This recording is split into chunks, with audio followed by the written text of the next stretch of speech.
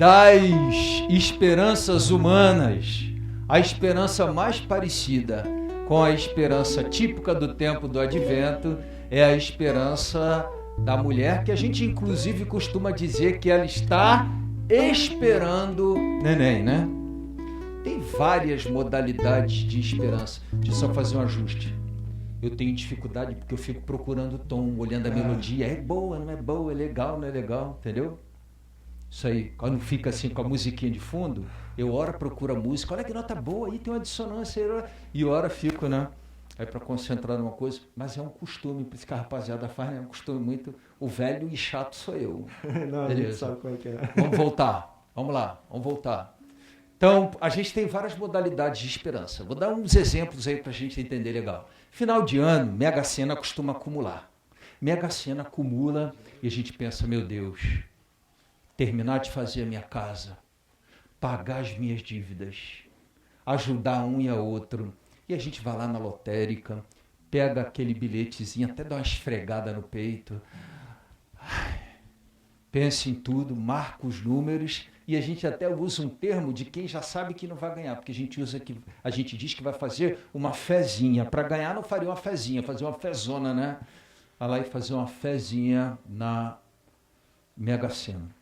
Até que no domingo, vai lá na televisão, um matemático, era o Oswald de Souza, que dizia assim, jogando uma água fria, as chances de um apostador ganhar na Mega Sena sozinho é de 1 em tantos milhões.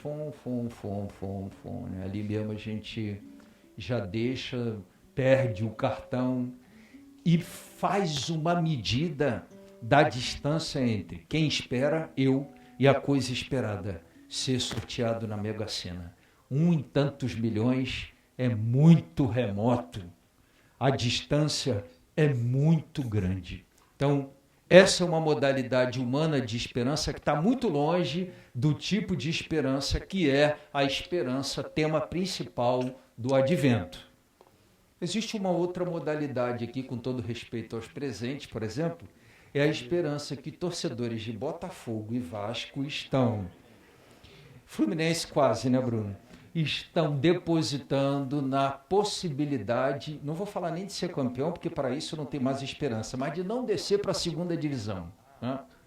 Muito remoto, muito. A distância ainda continua boa. Um outro exemplo é, por exemplo, as crianças têm aquele filho que todo ano fica de prova final, e no final do ano, depois daquele sufoco danado, eles passam de ano, aí ele vira para a mãe e diz assim, mãe, eu te prometo que o ano que vem eu vou passar direto.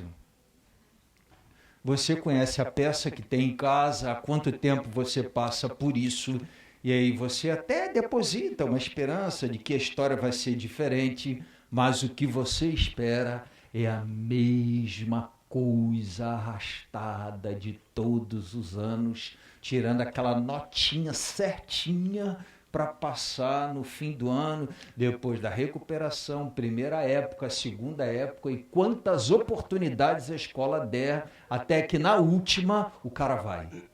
Não é isso? Mas tem uma esperança humana muito interessante, que eu já falei, que é a esperança da mulher grávida, que a gente costuma dizer, ela está esperando o neném. É muito interessante porque não existe distância entre quem espera e a coisa esperada. É uma esperança que quem espera, a mulher, já tem a coisa esperada dentro dela. Não tem distância. E ela sente os sinais, percebe os sinais. Ela e quem está em volta daquela esperança percebe os sinais da criança chegando, né? Como diz o Alceu Valença, tu vens,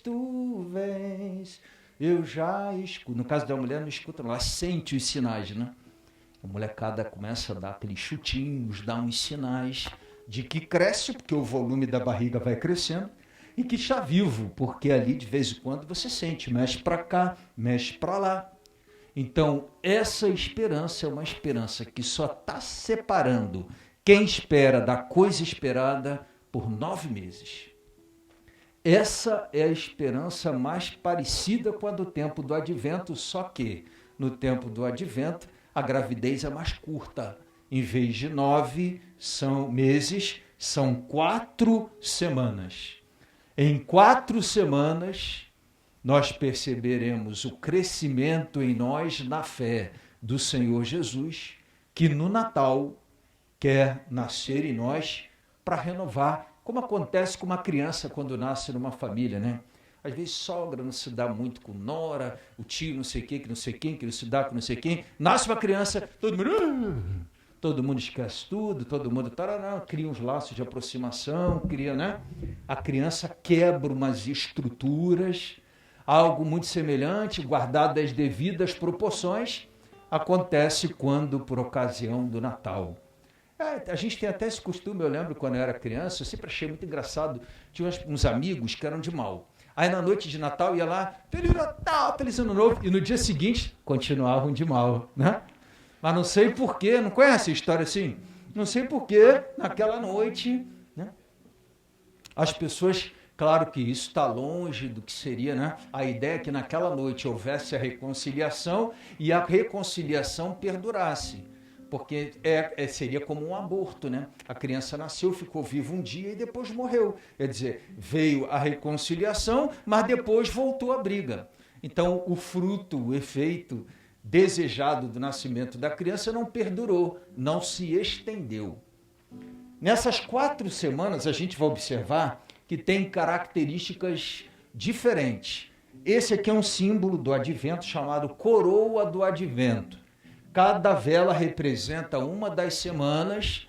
Vocês visualmente estão percebendo que uma das velas distingue das outras, né? Ela tem cor diferente das outras. Uma das velas é rosa. Vou explicar por quê. As 2 primeiras semanas do advento, a primeira semana e a vela que nós vamos acender na semana que vem, da segunda semana, tem uma característica que não é ligada tanto ao Natal histórico, como a gente conhece, do presépio, do menino, naquela cena toda que a gente conhece. É um advento, a palavra advento significa vinda, quem está por vir, a chegada de quem está por vir. É um advento que quer nos preparar para uma realidade que historicamente ainda não aconteceu, que é a segunda vinda de Cristo. O termo técnico é parousia, da segunda vinda de Cristo. Então, a intenção dessas 2 primeiras semanas do advento é nos preparar para aquela realidade que a qualquer momento pode acontecer, que é a segunda vinda de Cristo. E que, em virtude da gente não saber o dia, nem saber a hora, pede de nós uma postura permanente e constante de preparação.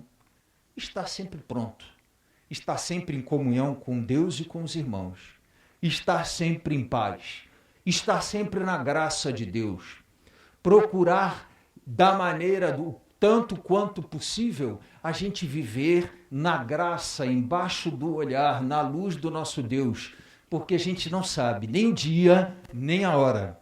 Esse advento é o advento, termo técnico de novo, escatológico.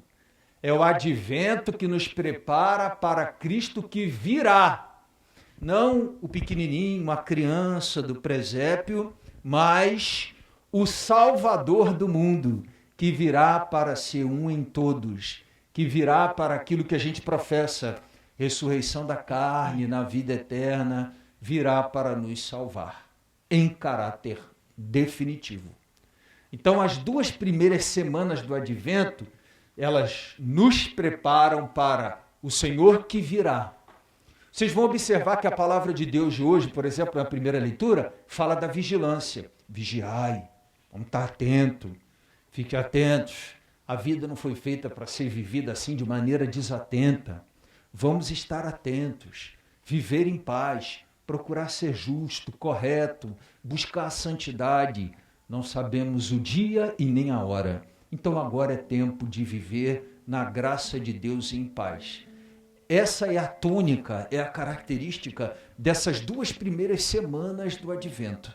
É um convite a arrumar a casa. Interessante que no Natal a gente tem costume de fazer essas faxinas de arrumação de casa, né? Lá em casa eu lembro que a gente fugia da minha mãe, já contei isso aqui, né? Eu e meu pai, a gente ficava, pô, ela não lembrou. Meu pai, não fala nada. Porque quando minha mãe lembrava da faxina de Natal, Jesus, corre. Ela resolvia mudar tudo de lugar, mudar a posição das coisas, mandava uns cutucos assim, nossa, minha casa precisava tanto de uma pintura, tá tão, né? Começava com essas conversas e a gente já sabia que vinha em um furacão de arrumação, de tal. É um sinal externo, mas assim, ligado àquela realidade do vamos preparar a casa para a chegada do Senhor. É um desejo de renovação que está por trás desse gesto. Uma vontade de que as coisas sejam novas, de que as coisas se renovem, está por trás disso. As 2 primeiras semanas do Advento têm essa característica. Faxina interior. Vamos arrumar a casa. Vamos fazer uma boa faxina. Aquela que a gente arrasta os móveis, levanta os tapetes, tira as cortinas para lavar, tira os cristais da cristaleira, tira tudo dos armários, panela, tal, e faz aquela geral. Então, assim como a gente faz essa faxina na Quaresma, preparando-se para a Páscoa, agora está na hora da faxina de Natal, preparando exatamente para o nascimento do Senhor em nós. Na 3ª semana aparece a vela de cor rosa. Não esqueci dela. Ela está aqui para marcar exatamente a transição para uma segunda característica do Advento, que marca a 3ª e a 4ª semanas do Advento. Como a cor rosa, se você pegar um pano roxo e for mergulhando na água sanitária, querendo que ele fique branco, que é a cor do Natal, antes de ficar branco ele vai ser rosa. Ele vai passar pelo rosa. É uma cor de transição, o rosa, entre o roxo e o branco. Então esse rosa aqui marca a certeza de que a gente está em trânsito, a caminho do Natal, e que o Natal está mais perto do que o início do Advento esteve. Esse domingo tem o nome de Domingo da Alegria.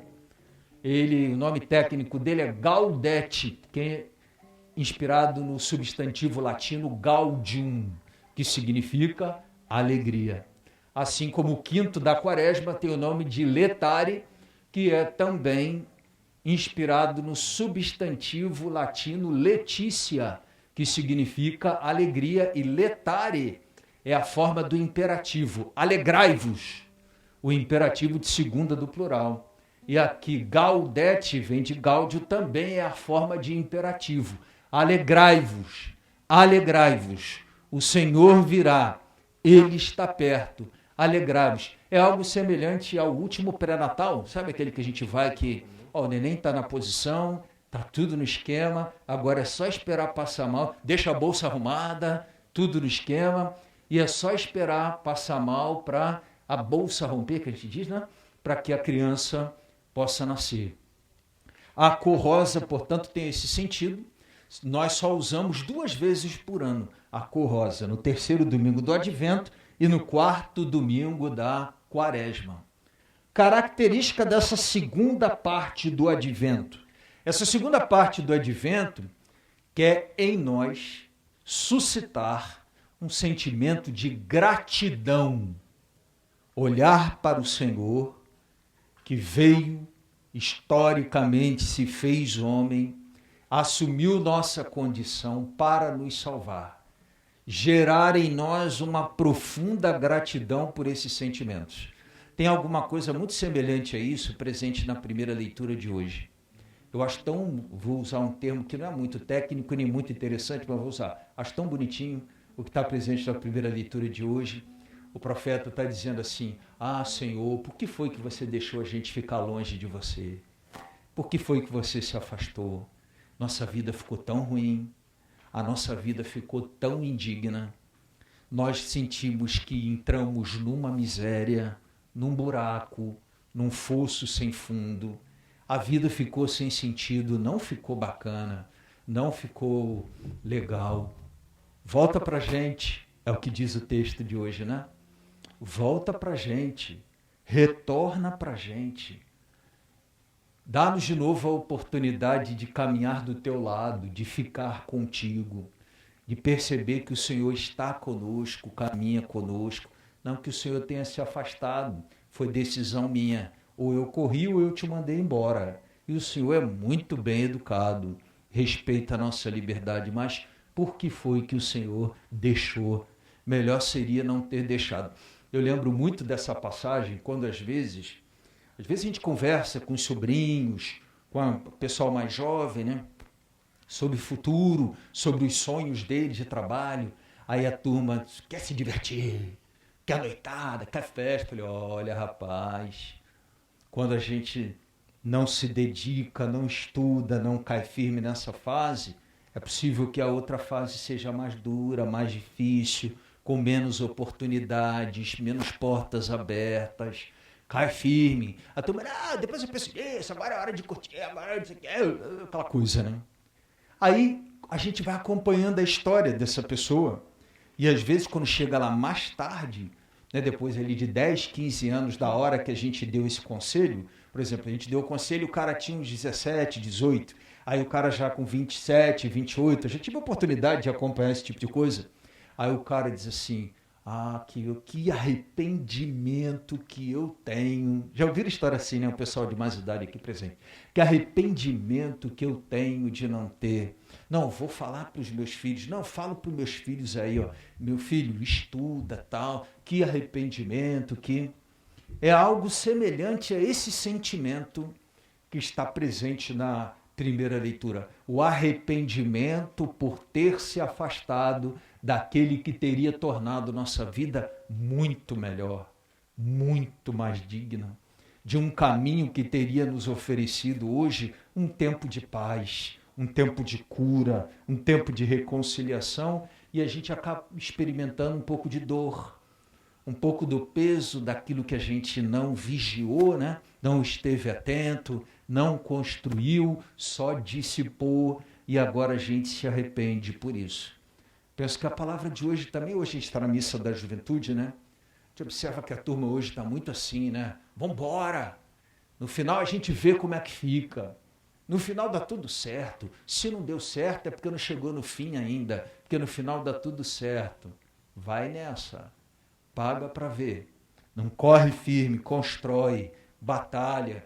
Não vai atrás do teu prejuízo para você ver o que vai te esperar no final, né? Às vezes acontece uma outra situação, mas em geral, para quem não fez o esforço agora, está guardado o esforço no final. Se quer ter uma vida honesta, correta, e aí a gente escolhe. Se faz o esforço agora, que a gente tem mais saúde, né? Eu lembro que quando eu tinha 17, 18, 20 e poucos anos, na época do seminário, eu fazia uma faculdade de manhã, dava umas aulas à tarde para poder me ajudar para pagar umas coisas, livros e tal, e ia à noite para uma outra faculdade a pé, porque eu não tinha dinheiro da passagem, do Rio Comprido até a UERJ, todos os dias.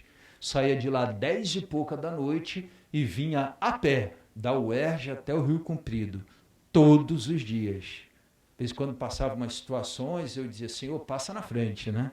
E vinha eu embora, tal, né? E sei que se eu abrir o microfone aqui, cada um tem umas historinhas de luta aí, vida fora, para as conquistas que pôde alcançar, para as coisas que pôde construir. Eu acho que a palavra de hoje também chama a gente a essa vigilância, atenção para a vida, atenção para a juventude. A gente tem uma disposição agora que não vai ter mais tarde. A gente tem uma energia agora que não vai ter mais tarde. A gente tem uma capacidade de aprender agora que não vai ter mais tarde. Eu tinha uma facilidade, por exemplo, quando eu queria lembrar de filme tal, feito por não sei quem, produzido por não sei quem, quando eu queria citar um autor tal que escreveu tal obra, tal obra e tal obra e tal obra e tal obra, abri umas caixinhas aqui e vinha tudo, meu amigo. Hoje eu preciso... Às vezes eu peno, às vezes eu vou no oráculo, no Google, né? Porque para ficar mais fácil. Outras vezes, né? Eu fico ali, não, eu vou lembrar. E fico ali o dia todo perturbado. Então, é natural que a gente tem esse gráfico, né? Então, rapaziada que está nesse período de ascensão do gráfico, vai embora, né? Amplie as oportunidades, sempre em comunhão com Deus, sempre numa vida de fé bacana, mas amplie oportunidades, porque depois o gráfico faz assim, ó, não é isso? E aí, naturalmente, aquilo que a gente tiver conquistado vai conosco, está conosco. Talvez impeça aí de que a queda do gráfico seja tão abrupta, né, que seja uma descendente assim tão íngreme, mas a gente consiga conduzir melhor, planejar melhor a vida. Desejo a todos um tempo de advento abençoado. Todos nós temos as nossas esperanças. Esse advento, eu acho que o mundo tem uma esperança comum. A esperança de cura. O mundo está doente, fisicamente doente, o que acabou também fazendo o mundo ficar psicologicamente doente e, por que não, espiritualmente também doente. Então essa esperança é comum a todos nós, vamos rezar por ela nesse tempo do advento. Que esse Natal seja um Natal de cura, em todos os sentidos. O nascimento de Jesus ali na manjedoura, no presépio, seja o renascimento da nossa esperança, da condição humana, da condição saudável da natureza humana, física, psicológica e espiritual. Mas também nós temos as nossas esperanças pessoais, os nossos sonhos pessoais. Na missa de hoje, no primeiro domingo do Advento, coloque essas esperanças, esses sonhos diante de Deus. É aquela coisa que às vezes a gente deita ou a gente para e se vê pensando, se... Aí você completa, né? Se... São os nossos sonhos. Todo mundo entendeu? O se, né? O condicional. Se... Então, complete essa frase também. Vamos oferecer na missa de hoje com essa intenção nossa de que o mundo seja curado pelo nascimento do Senhor. Vamos ficar de pé, professar a nossa fé?